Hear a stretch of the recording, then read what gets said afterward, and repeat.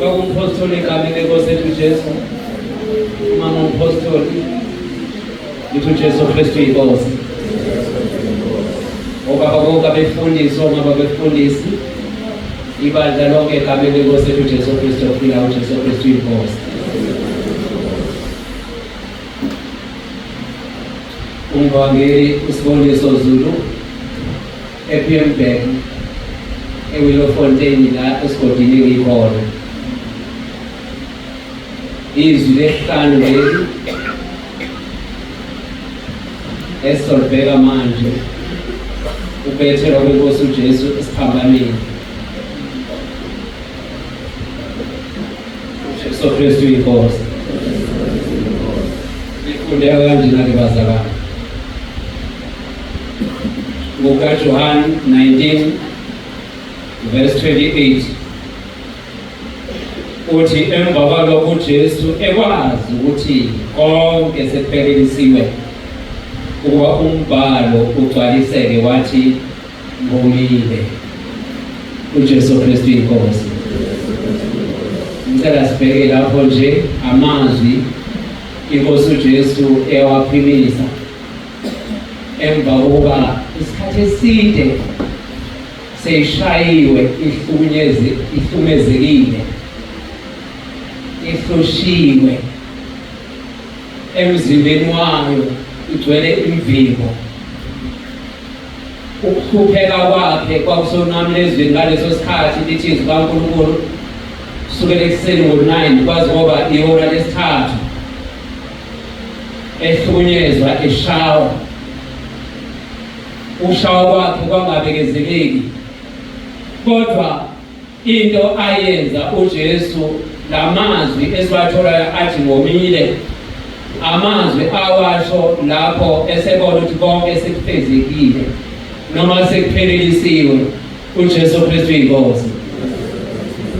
Ngifuna ukuthi ubuhlungu ayibuzwa uJesu kwangakuthi ubuhlungu abuzwa ngenxa yoba ukhalela umzimba wakhe ukuthi washayeka, kodwa ngibuka isimo semphefumulo uJesu ayekhalela ngoba ukoma kwangakuthi womela amanzi. Khumbula ukuthi uJesu uyena phela lo watshela uMoses uma ebona abantwana bakaIsrayeli besehlane bengasawathola amanzi ophuza, kwase ethi makashaye idwala, lelo dwala ilona laphuma amanzi. Khumbula ukuthi uJesu uma ethi uJohane wokuqala isakhiwo sesithathu konke kwavela ngaye. Uma konke okudaliweyo ngisho imfula uJesu yadalwa nguye, ngisho amanzi, ngisho imvula konke kuvela kuye. Ingakho ngingathi uJesu kwangakuthi womele amanzi, kodwa kahle kahle ayobomele kwamimphefumulo kwamina nawe noma sasingakabi khona leso sikhathi leyo phefumulo yayikhona, kodwa nathi sesiyabalelwa khona lapho kuleyo mphefumulo ngoba kakhulukazi uJesu elangazelela ukuthi abantu bonke bakaNkulunkulu babe nobuyiswane noNkulunkulu ngoba babehlukene noNkulunkulu ngenxa yesono. Iyona nto uJesu eyamenza yamusa omambezweni. Sizozwa uma uPilato eqala ekhuluma noJesu ethi awukwazi ukuphendulela abantu bekulahla ngecala. Uma nawe ungashona utho mina awazi ukuthi namandla okukhulula noma okuba ngibophe. Uthi ke uJesu uma ungakunikanga ezulwini ngenye indlela uJesu eqonda ukuthi lesi simo akuzo ingoba sinikelwe ezulwini sokuthi akhashe lokufeni. Kuyintando kaNkulunkulu ukuthi akhashe ekufeni ngenxa yezono zabantu, ngenxa yezono zethu. Ingakho uJesu lokho akukusho kakhulu impendulweni yesibili ayitshela uPilato wathi ongikhaphele ekufeni uyena oyisono esikhulu. Ngenye indlela akekho umuntu ongathi abonanga nami uqobo ngiyisono esikhulu. Ngenkathi ngingakaphenduki, ngingakashunyelezwa, ngingakazani nenkosi uJesu, ngingakabi nalo ubuyisane noNkulunkulu ngenkosi yethu uJesu nangegazi lakhe, ngangiyisono esikhulu. ngoba konke ukona kwami ikona lokho kwamenza uJesu akhashe ekufeni, ikona lokho kwenza inkosi uJesu ashaywe ngale ndlela ashawa ngayo. Ngiyacabanga indlela ahlunyezwa ngayo lithi izwi kaNkulunkulu babemkhafutela ngisho nangamathe, abanye bemphinga, abanye besho konke abakuthandayo bamboze namehlo bese bethi profeta uthi ngubani okushayile. Kuyinto ebuhlungu kepha uJesu enjengemvu phambi komgundi wayo. Alibonge igama lenkosi. Lelo lizwi egcizelele ekuthandeni uJesu kwangave ubuhlungu abuzwe emzimbeni, kodwa ubuhlungu bokuthi uma engalahlekelwe lemphefumulo engaka.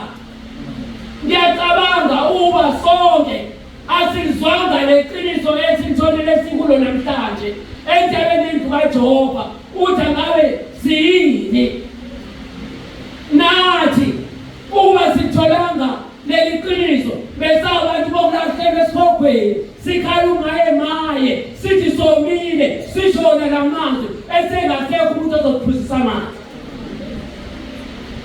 uJesu Kristu uyinkosi. Khumbula isicebo uLazaro wakhala kanjani esechibini lomlilo. Wakhala waze wancenga baba Abraham akucela uthumele uLazaro azophozisa ngecotana ngomunye ecotana lamanzi. Ngiyasha usethi ubaba Abraham senahlukanisekile akasakwazi ukusiza la ukhona ile abantu usebenzela khona. Ngenye indlela abantu abababa zindlalifa zombuso wethu lesi sikhathi uNkulunkulu asenzele sona sisibusiswe empilweni zethu afanele sidlale ngaso. Isona lesithembisisa impilo yethu konke ungenzi kahle kwethu esiqale ngakho manje sesiyalazi iqiniso asambe ngokufanele ivangeli. Ngiyacabanga lakubo 22 verse 15 esethi uJesu esezokufa uthi uJesu amandla amomile njengothengezi athi ulimi lwami lunamathelo langeni lami athi ngehlise lothuli lokufa. Iyona ndlela uJesu eseyibonisa ukufa osekushoti uthi ehliselwe enhlabathini emva kwensuku ezintathu uzovuka kwabafileyo. Emva kwensuku ezintathu uyavuka kwabafileyo okusho ukuthi yobe senqobile ithulu senqobile ukufa lokhu uJesu abekhashelele bona ekufeni okumise ekufeni onqamlezweni ngento besithanda. Haleluya.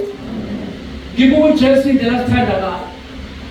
Ingakho bazalwane kufanele singamtheni ngehlazo obaba. Konke ukwenza kwethu noma siphuma la sibuyele emuva imiqondo yethu ibiguquliwe yenziwe yamisha.